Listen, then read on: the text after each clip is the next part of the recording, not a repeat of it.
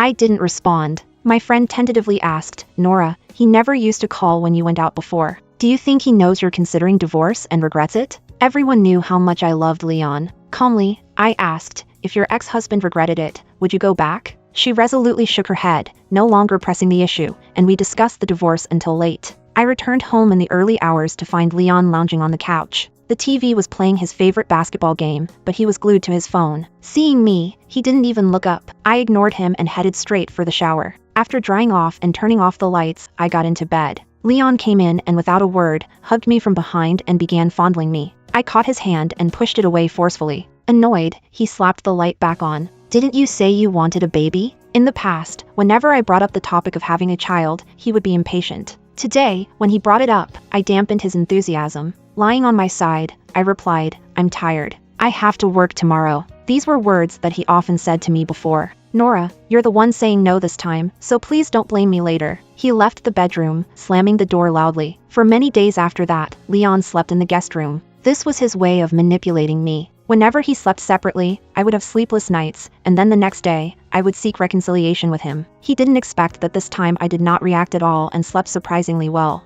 Instead, it was he who tossed and turned, frequently glancing towards the master bedroom whenever he went to the bathroom. For half a month, I stayed quiet and composed. One day, when we both had a day off, Leon saw me in the room and made an olive branch offer. I'm going to buy breakfast. What would you like? How about some pastries? I nodded, sure. Relieved by my response, he left and didn't return. That afternoon, I saw some wedding photos posted by Mark in our alumni group chat. In all the pictures of Leon, Xenia was clinging to his arm, both of them smiling happily. I was eating some takeout and scrolling through photos when Leon's call came through. He seemed eager to explain something. Nora, I was just out buying breakfast when I remembered Mark was getting married today. One of the groomsmen had to bail last minute and they roped me in as a replacement. I actually planned to bring you along. I nodded. Well, congratulations to him. Aren't you angry? Why should I be angry? There was a long silence on the phone. Thinking it was a bad signal, I was about to hang up when I heard Leon say, there's another gathering after the wedding tonight. Get ready, I'll come to pick you up.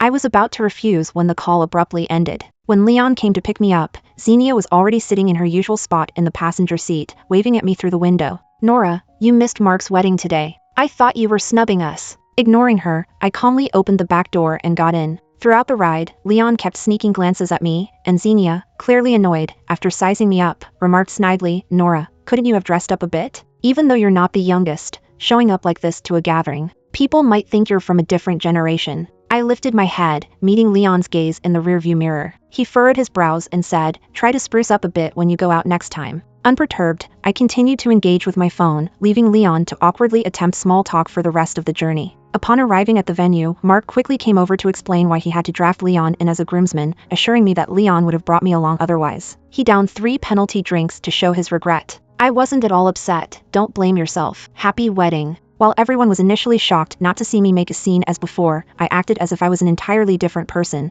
disinterested in their surprise. Soon, the atmosphere livened up again. Someone wanted to make Xenia drink, and she looked pitifully at Leon, who promptly stepped in to shield her from the drink. Observing the familiar yet alien Leon, I realized I might never have truly known him. On our 3rd anniversary, during dinner, one of his friends insisted I drink despite my protests of feeling unwell. Leon, thinking I was just throwing a temper tantrum, forced me to drink. I ended up in the hospital that night, where I learned I had miscarried. When I woke up, sweating from the pain, instead of comforting me, he lashed out at me. As a woman, you didn't even know you were pregnant? Why do you always do that at men's gatherings, happy now that you've lost the child? Recalling this suffocated me, making me realize how foolish I had been not to see through him earlier. I grabbed my bag and left directly. Surprisingly, Leon followed me home immediately. As soon as we entered, he erupted. Nora, have you had enough fun? It's Mark's wedding, and you just had to spoil his mood, didn't you? Seeing my silence, he became even more emboldened. If you keep this up, we should just get a divorce. Previously, such a threat would have terrified me into tears and apologies. This time, I simply took a deep breath and felt an immense relief. Fine, I agreed calmly. He paused, stunned as if he'd misheard. What did you say? I looked steadily into his eyes and said I agreed to the divorce. Without waiting for his reaction, I took out the divorce agreement from the drawer. Take a look.